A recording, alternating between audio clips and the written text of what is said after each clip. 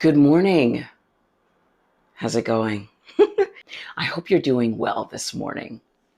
It's Monday, January the 6th, and it's back to reality.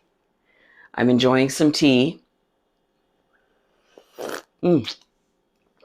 because I have to warm up my vocal cords because, hey, it's time to get back to the business of voiceover. I've got a few auditions to hand in, so I'm doing the tea thing this morning. It was a good holiday. I hope that you enjoyed your holiday as well. I wanted to talk to you guys about a letter that I received. It was a reminder of sorts, but because it was a reminder to me, I would like to remind you. So let me share with you that letter. Before I read you this letter, I want to relay a story. It's a tiny story time about my mother, rest her soul. My mother didn't trust doctors. And, as an immigrant boomer, many immigrants just didn't trust doctors. And I strongly believe that, unfortunately, it at least contributed in a small part to her passing.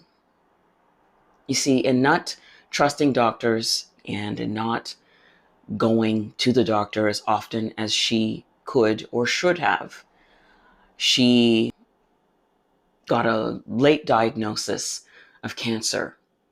And my mother had just retired when she was diagnosed. And during a time when she should have been doting on her grandbabies and bothering me about not having a man, she was fighting for her life in a hospital. Sickened with chemo treatments that were painful and nauseating. My mother suffered with her cancer diagnosis. We all suffered. And when my mother passed, it was a wake-up call. And we all get them in different ways. But death is perhaps one of the most effective wake-up calls, at least for me. And when my mother passed, it just got me to thinking about all of the what ifs. What if she would have been visiting a doctor regularly?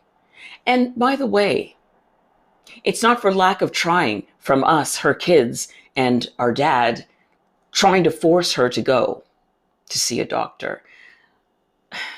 What are you going to do? How are you going to force a grown woman to see a doctor? We tried. We really did. But she was stubborn but she was afraid too. She just didn't like doctors. She didn't trust them. And by the time my mother was diagnosed, she was stage 4.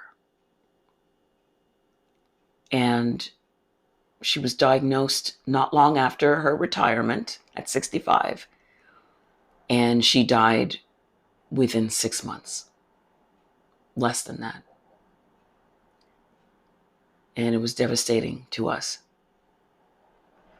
There's not a day goes by that I don't think about my mother. Every single day, I think about my mother. I think about what she's missing. I think about how much she would have loved to meet my son and her rest of the grandbabies who were born after her passing. I often think about the possibility that my mom might be here still. Had she gone to a doctor earlier? Had she been diagnosed earlier? It's a thought that runs in my mind constantly. What if? But her passing did wake me up. It woke me up to the truth about taking care of yourself when you have the chance, even when it's inconvenient, even when you might have a bit of doubt or fright. Growing up here, I've never been really afraid of doctors. I just find it inconvenient to have to go and to have to wait and wait and wait. It's the waiting. Our healthcare is not perfect, but the thing I hate most is the waiting. Waiting to get care. Anyway, last week of December, I received a letter from Ontario Health, basically our Ministry of Health here in Canada, in Ontario, our province. And it was a reminder to me, let me put this down. It was a reminder for me to get a pap test. And pap tests are used in order to detect abnormal cell growth, which can lead to cervical cancer. Cervical cancer is entirely preventable with early detection. Now, if you know anything about me and my channel, I have a son. I had him later, and it's important for me to be around. And so whatever I can do health-wise is what I'm doing now. So I got this reminder, okay, to get a pap test. And pap tests are not pleasant. Having a metal rod shoved in your hoo-ha is not fun. But it's necessary.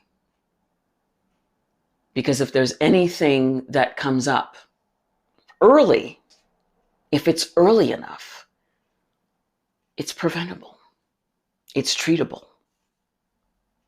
And while I'm at it, I might say to all my late 40-plussers, 50-plussers, get a mammogram too. They started administering them to women who are in their 50s. So, I had my 50th birthday in November, and that's another thing that I'm going to be looking into as well. It's all about prevention. It's all about caring enough about yourself, loving yourself enough to care about your health. So, I'm going to heed this warning, and I'm going to book my pap test. And I'm reminding you, if you're in your late 40s, 50s, get a pap test. Get a mammogram, okay? Get cancer screenings, because prevention is your best defense. Thought it was important that I shared this. The more you know, right?